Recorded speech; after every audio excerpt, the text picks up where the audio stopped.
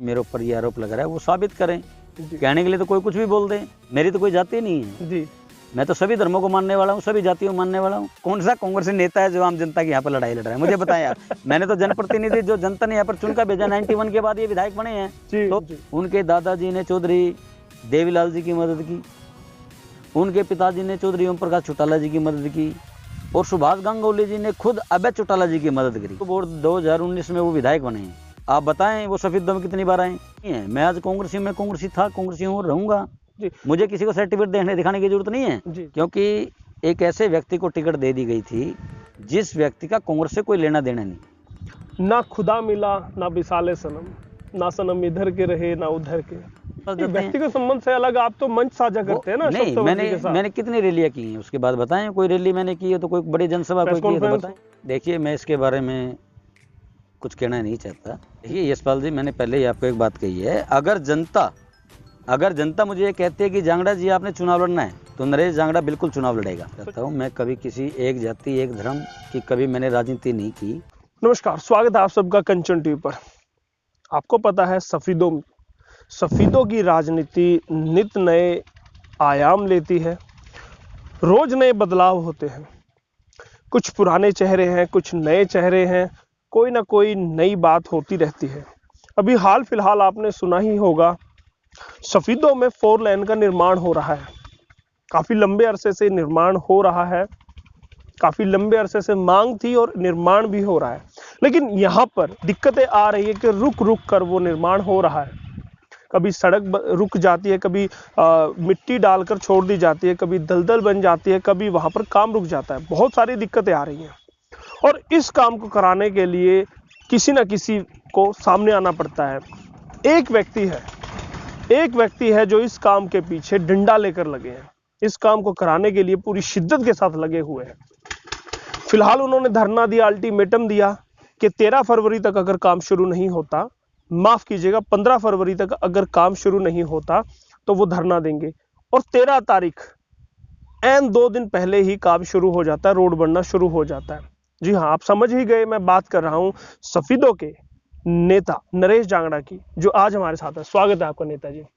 नमस्कार यशपाल जी। जी जी नेताजी, आए दिन आप आम जन की आवाज उठाते रहते हैं, चाहे वो शौचालय से संबंधित हो, चाहे वो रोड को बनाने को लेकर हो, 4 लेन को बनाने को लेकर हो, तो आप लोगों की आवाज उठाते रहते हैं। क्या कहना चाहेंगे इस बारे में? सबसे पहले तो मैं आपसे आपके कंचन टीवी के माध्यम से सभी पत्रकार साथियों का, दुकानदार भाइयों का और शहर के गणमान्य व्यक्तियों का इस बात के लिए मैं दिल से आभार व्यक्त करना चाहता हूं, उन सभी का धन्यवाद करना चाहता हूं। जैसे आपने पहले मुझे बोला कि चाहे सफेदों की लैट्रिन बाथरूम पुराने बस स्टैंड की बात हो, काफ़ी लंबे अरसे से लोगों की डिमांड थी, और चाहे हम पानीपत रोड निर्माण की बात करें।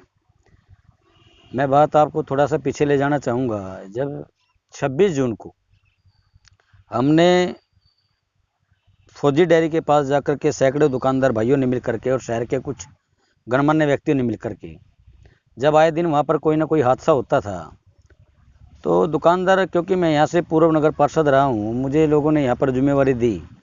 जब उन साथियों का मेरे पास फ़ोन आया और उन्होंने मुझे बताया कि भाई साहब आए दिन यहाँ पर कोई दिन ऐसा नहीं जाता जिस दिन कोई ना कोई हादसा ना होता, और मीडिया ने भी बड़ी खूब अच्छे तरीके से इस मुद्दे को उठाया, और मीडिया के साथी से और दुकानदार और शहरवासियों के सहयोग से ही मैंने वहाँ पर पीछे भी अल्टीमेटम दिया था, और उसके 15 दिन के अंदर अंदर ही जो है वहाँ पर सड़क का निर्माण कार्य स्टार्ट हो गया।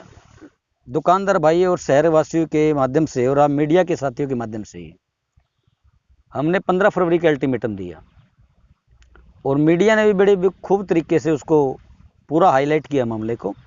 और जिस कारण हमें सबका जब सहयोग मिलता है तो आदमी और हिम्मत से, जज्बे से ज़्यादा मेहनत करता है। क्या आप मानते हैं कि ये जो 2 एपिसोड हुए हैं निर्माण आपके कहने के बाद शुरू हुए, आपके धरने के बाद, तो आपकी शख्सियत कहीं ना कहीं उभर कर सामने आई है?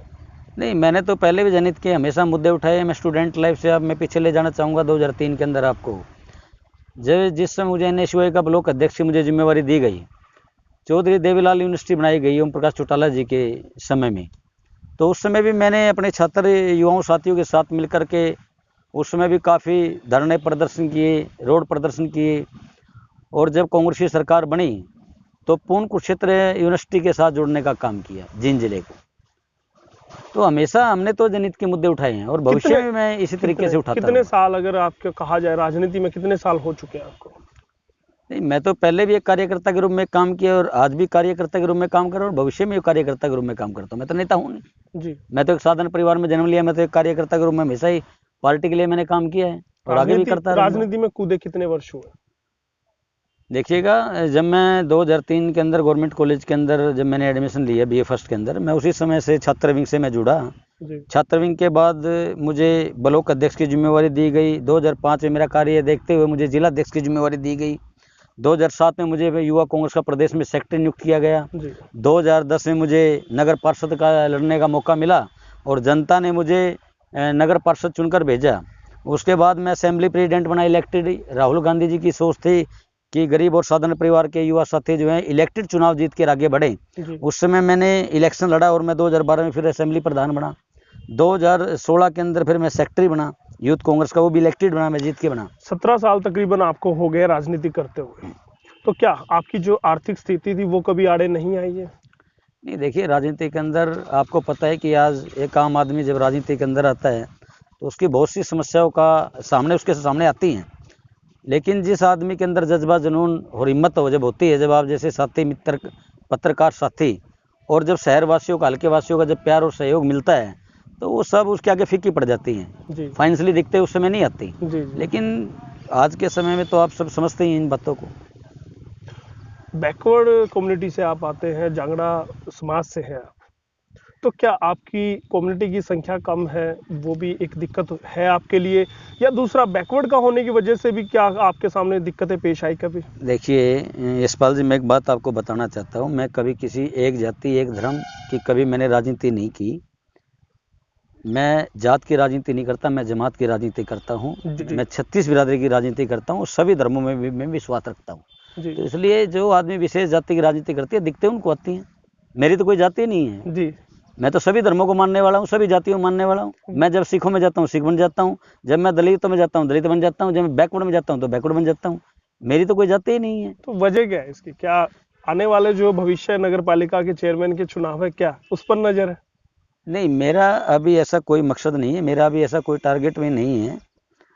अगर मुझे पूरे शहर का और हल्के का मुझे अगर आशीर्वाद और प्यार और सहयोग मिला और जनता ने मुझे कहा कि भैया आप चुनाव लड़िए, तो मैं निश्चित तौर पे चुनाव लड़ूंगा। अगर तो जनता मुझे बोलती है तो कहीं ना कहीं है चेयरमैन ही लड़ने वाले हैं, जो कहीं ना कहीं बातें से छन के आती हैं, तो कहीं ना कहीं वो सच है कि नरेश जांगड़ा आने वाले समय में अब नगर पालिका चेयरमैन का चुनाव लड़ने वाले हैं, तो तैयारियां हैं आपकी? नहीं, मैंने ये कहा कि मैं तो जब से राजनीति में हूँ, मैं तो जब से सक्रिय हूँ, मैं तो कभी घर पे बैठा ही नहीं। मैं तो हमेशा लोगों की लड़ाई लड़ता रहता हूँ। और जो आदमी तैयारी तो उनको करनी होती है ना, जो बरसाती मेंढक होते हैं, तो मतलब तैयारी जो सिर्फ वो बरसात में ही आते हैं। क्योंकि जो तैयारी तो वो लोग करते हैं जो सिर्फ बरसाती मेंढक होते हैं कि आज चुनाव आ गया है भाई, हम लोगों के बीच में जा रहे हैं। मैं तो हमेशा ही जनता के बीच में रहा हूँ। तो मतलब अब तैयारी है 2003 से लेकर अब तक आप इतिहास उठाकर देख लीजिए पिछला। नहीं, पीछे तो आपने नगर पालिका का चुनाव नहीं लड़ा है पिछले प्लान में, अब तो कहीं ना कहीं जब डायरेक्ट है चेयरमैन के, तो कहीं ना कहीं लड़ने वाले हैं, हाँ या ना? देखिए यशपाल जी, मैंने पहले ही आपको एक बात कही है, अगर जनता मुझे ये कहती है कि जांगड़ा जी आपने चुनाव लड़ना है, तो नरेश जांगड़ा बिल्कुल चुनाव लड़ेगा। तो जनता के बीच आप रहते हैं, क्या क्या क्या उनका विचार रहता है कि लड़े या ना लड़े? वो देखिए, वो जनता का फैसला है और जनता का फैसला मेरे लिए सर्वमान्य है। बिल्कुल बिल्कुल बिल्कुल। एक कहावत है नेताजी, आपने भी सुनी होगी, ना खुदा मिला ना विसाले सनम, ना सनम इधर के रहे ना उधर के। आपके आका हैं, आपके बॉस हैं अशोक तंवर, उन पर आजकल ये फिट बैठ, क्या कहना चाहेंगे? देखिए, मैं इसके बारे में कुछ कहना नहीं चाहता। जी जी। ये जब हमारे नेता डॉक्टर अशोक तंवर जी जब भी शहर में आए, आप ये उनसे सवाल करेंगे तो अच्छा रहेगा। देखिएगा, आप उनका नुमाइंदगी आप करते हैं, उनके कंधे से कंधा मिलाकर, चाहे बात की जाए लाठी जब चली थी तब भी आप साथ थे, जब उन्होंने कांग्रेस को छोड़ा तब भी आप साथ थे, आज भी आप साथ हैं। देखिए, मैंने पहले भी एक बात बताई है, मैं कांग्रेस पार्टी का निष्ठावान कार्यकर्ता हूँ। मैंने पहले जब डॉक्टर अशोक तंवर जी स्टेट के प्रेसिडेंट थे जी, तो मैं अशोक तंवर जी कांग्रेस का हमारे प्रदेश अध्यक्ष होने के नाते में उनके साथ रहा। उन्होंने पार्टी छोड़ी, मैंने पदों से इस्तीफा दिया मैंने अपने पदों से इस्तीफा दिया, मेरा इस्तीफा नामंजूर कर दिया गया। मैंने पार्टी कभी नहीं छोड़ी। आप कभी भी दिखाइए कि मैंने कभी पार्टी छोड़ी नहीं। आपने इस्तीफा दिया, वो नामंजूर हो गया। मैंने दो तो आप पार्टी में बने हुए हैं। मैं दो पदों पे रहा। मैं राजीव गांधी पंचायती राज स्टेट का को कन्वीनर हूँ और साथ में यूथ कांग्रेस इलेक्टेड सेक्रेटरी हूँ मैं प्रदेश में जी। मैंने दोनों पदों से अपना रिजाइन दिया, जो स्वीकार नहीं किया गया। जो मेरा पद स्वीकार नहीं किया गया इस्तीफा, लेकिन मैंने कहा कि मैं एज ए कार्यकर्ता के रूप में पार्टी के लिए काम करूंगा। देखिएगा, बड़ी अजीब सी बात है, आप कांग्रेसी हैं आज भी, और आप अपने आका के साथ, अपने बॉस के साथ भी जुड़े हुए हैं, जबकि वो कांग्रेसी नहीं है। नहीं, ये देखो, सारी बातें राजनीति कोई बात नहीं होती। कई बारी क्या है कि आदमी के व्यक्तिगत संबंध भी होते हैं जी। और वो पार्टी से सब चीज़ों से ऊपर उठ के होते हैं। आदमी के जो व्यक्तिगत से जो संबंध होते हैं, तो पार्टी सब कुछ थोड़ी ना होती है। तो क्या आला कमान को इससे कोई दिक्कत नहीं है कांग्रेस के? नहीं, व्यक्तिगत संबंध तो अब जब किसी की शादी में जाते हैं या किसी फंक्शन में जाते हैं, सभी पॉलिटिकल आदमी एक दूसरे के पास जाते हैं। व्यक्तिगत संबंध से अलग आप तो मंच साझा करते हैं ना। नहीं, मैंने कितनी रैलियां की हैं उसके बाद बताएं। कोई रैली मैंने की है तो, कोई बड़ी जनसभा कोई की है तो बताएं, या किसी भी तरह का कोई हो तो आप खड़े होते हैं, साथ खड़े होते हैं। मैं वो पीछे बीमार था, मैं काफी बीमार हो गया था, तो इसलिए अध्यक्ष जी मेरा पता लेने के लिए आए थे जी। वो एक सामाजिक रिश्ता है और वो जीवन भर रहेगा भी। वो भले ही वो किसी पार्टी में रहे, मैं किसी पार्टी में रहूं, वो व्यक्तिगत एक रिश्ता है, वो संबंध है। मैं उनको अपने बड़े भाई की तरह मानता हूं। जी जी जी। तो कभी आपका जिक्र नहीं होता कि वो किस पार्टी में जाने वाले हैं, कोई अपना दल बनाने वाले हैं?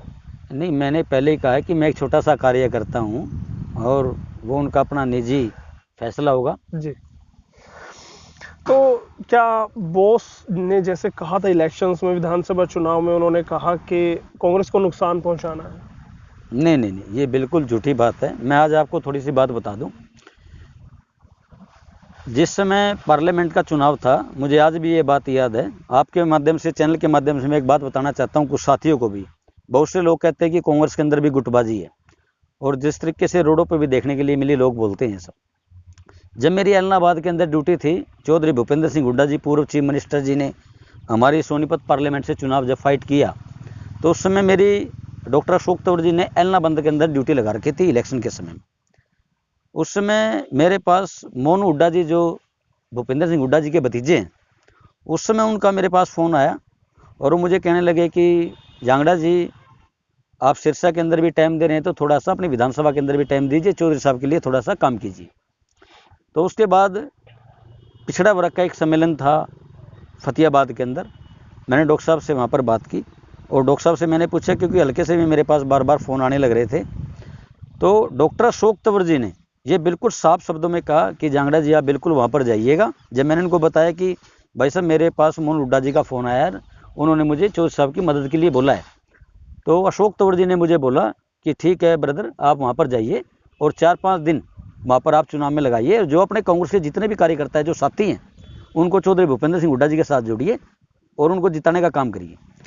तो मैं उसी टाइम वहाँ से चला, मैं उसी टाइम रात को वहाँ से चला और मैंने 5-6 दिन चौधरी भूपेंद्र सिंह हुड्डा, जब लग यहाँ पर वोटिंग नहीं हुई जी। आपने देखा भी, आपके चैनल पे आपने उसमें एक बाइट ली थी मेरी, मुझे आज भी याद है, बूथ नंबर 52 पे जी। बूथ नंबर 52 पे मैं खुद बैठा, सारे बूथों में मैंने अपने एजेंट दिए जी। पूरे शहर और इलाके में जहाँ जहाँ मेरे साथी थे, मैंने वहाँ पर उन साथियों की जिम्मेवारी लगाई और बूथ संभालने का काम किया। देखिएगा, आप कहते हैं कि अशोक तंवर ने कांग्रेस को वोट कराया, सपोर्ट कराया, लेकिन उस टाइम तो बातें आ रही थी, उन्होंने अभय चौटाला को सपोर्ट किया, उन्होंने जेजेपी को सपोर्ट किया। वो मैं आपसे नहीं करूंगा। खैर, मैं सफेदों की राजनीति की अगर बात करूं, क्या नरेश जांगड़ा ने सुभाष गांगुली को नुकसान किया? क्या बच्चन सिंह आर्य को फायदा पहुंचाने की कोशिश की उस वक्त? देखिए, मैंने, आप जो बोल रहे हैं, आप 2019 विधानसभा की बोल रहे हैं जी। मैं जो बोल रहा हूँ आपको पार्लियामेंट की चुनाव की बात कर रहा हूँ जी जी। मैंने जो ये बातें आपको बताई हैं, चौधरी भूपेंद्र सिंह हुड्डा जी ने सोनीपत से पार्लियामेंट का चुनाव लड़ा था, न कि विधानसभा। मैं विधानसभा चुनाव की बात करता हूँ आपसे। देखिए, सबसे पहले तो मैं एक बात आपको कहना चाहता हूँ, ये तो चलो हाईकमान का ये फैसला है, मैंने कभी किसी का कोई व्यक्तिगत विरोध नहीं किया जी। मेन कारण क्या है कि जो व्यक्ति, ये कांग्रेस के लिए बड़ी दुर्भाग्य की बात रही है, कार्यकर्ताओं के लिए भी जी, क्योंकि एक ऐसे व्यक्ति को टिकट दे दी गई थी जिस व्यक्ति का कांग्रेस से कोई लेना देना नहीं जी। उनके दादाजी ने चौधरी देवीलाल जी की मदद की, उनके पिताजी ने चौधरी ओम प्रकाश चौटाला जी की मदद की, और सुभाष गांगुली जी ने खुद अभय चौटाला जी की मदद करी। वो तो सारा 3 वो तो सारा 3 पीढ़ी का जो उनका परिवार तो है, वो तो इन लोगों के साथ रहा है। जी जी वो तो कभी कांग्रेस के वोटर तक नहीं रहे, और एक ऐसे व्यक्ति को टिकट दी, तो मैं तो ये मानता हूँ कांग्रेस वालों के लिए तो बड़े दुर्भाग्य की बात रही है। तो कहीं ना कहीं आपने कांग्रेस के विपरीत जाकर काम किया। आप ये बिल्कुल गलत आरोप लगा रहे हैं, जो भी मेरे ऊपर ये आरोप लगा रहा है वो साबित करें। जी, क्या- तो विरोधियों के द्वारा एक शिगुफा छोड़ा गया। ये तो देखो, आप मेरे किसी मंच पे आप मुझे बताएं, मैं किस मंच पे देखा, जी किसी के मंच पे आप मुझे बताएं। अब मुझे बताने की या कोई दिखाने की जरूरत नहीं है। मैं आज कांग्रेसी, मैं कांग्रेसी था, कांग्रेसी हूँ, रहूंगा। जी मुझे किसी को सर्टिफिकेट देखने दिखाने की जरूरत नहीं है जी जी कि मैं कांग्रेसी हूँ। जी। तो क्या वजह है कि जो विधायक है सुभाष गांगुली, उसके मंच पर कभी भी आपको देखा नहीं गया? कैसे, क्या वजह है? देखिए कंचन जी, हर आदमी अपना मान सम्मान चाहता है, जी और जिस व्यक्ति ने, जिस कार्यकर्ताओं ने, जिन साथियों ने कांग्रेस को यहाँ तक सींचने का काम किया है, 15 दिन में कभी कोई चुनाव नहीं जीत सकता, 15 दिन के अंदर कभी कोई इतनी बड़ी फाइट नहीं दे सकता। वो कहीं ना कहीं जो हम जैसे साथियों ने कांग्रेस पार्टी के लिए आए दिन रोज प्रदर्शन, धरने, रोड जाम करना, सरकार के खिलाफ, गलत नीतियों के खिलाफ आवाज़ उठाना। आपने देखा, मैंने 3-4 बार यहाँ पर पैदल यात्रा की है, हमने यहाँ पर आम जनता की आवाज़ उठाई है, हमेशा हम लोगों के बीच में खड़े रहते हैं। अब जनप्रतिनिधि वो जब से बने हैं, अक्टूबर 2019 में वो विधायक बने हैं, आप बताएं वो सफेदों में कितनी बार आए? वो पूरे हल्के में बताएं, वो कितने गाँव के अंदर वो धन्यवाद करने के लिए गए, वो बताएं कितने उन्होंने मुद्दे उठाए विधानसभा के अंदर, वो बताएं आम जनता कितनी लड़ाई लड़ी उसने, बताएं वो आपके लोगों के सामने आके। अगर वो आपसे आकर मिलना चाहें, आपके साथ अपनी बात रखना चाहें, तो क्या आप उनके साथ जाना पसंद देखिए, करेंगे? हमारे दरवाजे पहले भी खुले थे, आज भी खुले और भविष्य में भी खुले रहेंगे, वो सभी के लिए खुले हैं। चलो विधायक को छोड़ दिया जाए, अगर हाँ। बाकी कांग्रेसियों की अगर मैं बात करूं, उनसे कैसी पटती है आप? नहीं, मेरी सभी के साथ अच्छी है, मेरी तो किसी के साथ कोई दुश्मनी नहीं है। मेरी बहुत तो बहुत कम मंचों पर आपको देखा जाता है दूसरे कांग्रेसी नेताओं के साथ। नहीं, ऐसी कोई बात नहीं, ऐसा कुछ नहीं है। अब पहली बात तो आप मुझे ये बताएं, वो कौन सा कांग्रेसी नेता है जो आम जनता की यहाँ पर लड़ाई लड़ रहा है, मुझे बताएं आप। मैंने तो जनप्रतिनिधि जो जनता ने यहाँ पर चुनकर भेजा, 91 के बाद ये विधायक बने हैं, जी तो बताएं, जी जी। तो कहीं ना कहीं इनसे पहले बताएं वो कहीं ना कहीं कांग्रेस को भी कटघरे में, नेताओं, लोकल नेताओं को आप नहीं, कटघरे में खड़ा करते पहली हैं। बात तो नेता वो होता है जो जनता की आवाज उठाए, नहीं वैसे तो सभी नेता हैं। जी बिल्कुल बिल्कुल बिल्कुल। अगर बात की जाए आपके अभी तक के करियर को लेकर, कितना आप संतुष्ट हैं? मैं बिल्कुल, देखिए क्या होता है, राजनीति के अंदर कोई दिन टाइम निश्चित नहीं होता। जी जिस समय आप अपना कर्म करते रहें, कृष्ण भगवान जी ने गीता के उपदेश में एक ही बात कही है कि आप कर्म करें, फल की इच्छा मत करें, और मैं अपने कर्मों से संतुष्ट हूँ। फल मुझे जब मिलेगा मिल जाएगा, मुझे कोई दिक्कत नहीं है इस बात के लिए। हाँ। आपका लक्ष्य क्या निर्धारित किए जीवन में? देखिए, जब राजनीतिक आदमी कोई भी राजनीति करता है तो उसके जीवन का लक्ष्य यही होता है कि वो चुनाव लड़े और विधानसभा या लोकसभा में वो पहुँचे, और जिस जनता की आवाज़ उठा रहा है जी उस जनता की उम्मीद पे वो खरा उतरे। जी ये हर राजनीतिक आदमी की सोच होती है, जी तो मेरी भी यही सोच है जी जी कि अगर जनता मुझे मौका दे तो मैं जनता की लड़ाई लड़ूं, जनता के लिए काम करूं। जी जी। अगर राहुल गांधी को लेके मैं आपसे जानना चाहूँ, कोई टिप्पणी आपसे चाहूँ, राहुल गांधी की हमेशा ट्रोलिंग की जाती है, उनकी खिंचाई की जाती है उनके बयानों को लेकर, आप किस तरह से देखते हैं? देखिए, वो हमारे बड़े ईमानदार संघर्षशील नेता हैं, उनके बारे में जितना गुणगान गाया जाए वो कम है, क्योंकि आज के इस दौर में आपने देखा है कि वो बहुत ही सच्चे और सच्चे इंसान हैं। बिल्कुल बिल्कुल, लंबा विषय है, बाद में हम लेंगे। मनोहर लाल खट्टर मुख्यमंत्री हरियाणा को लेकर क्या सोच आप रखते हैं? देखिए, मैंने पहले ही कहा है, राजनीति में किस समय किसको किसको क्या मिल जाए ये किसी को कुछ नहीं पता, इंसान को सिर्फ कर्म करता रहना चाहिए। जी जी। उन्होंने भी अपनी पार्टी के लिए संघर्ष किया, तो मुख्यमंत्री के तौर पर देखते हैं काम, उनको क्या, उनका कार्यकाल को कैसा देखते हैं आप, कैसे? देखिए, कार्यकाल तो सरकार तो पूरे तरीके से फेल है। आज चाहे आप किसी भी एम्प्लॉयज़ की बात करिए, आज उससे पूरी तरीके से सरकार से जो है कर्मचारी खिलाफ है, व्यापारी खिलाफ है, जो इस देश का अन्नदाता है।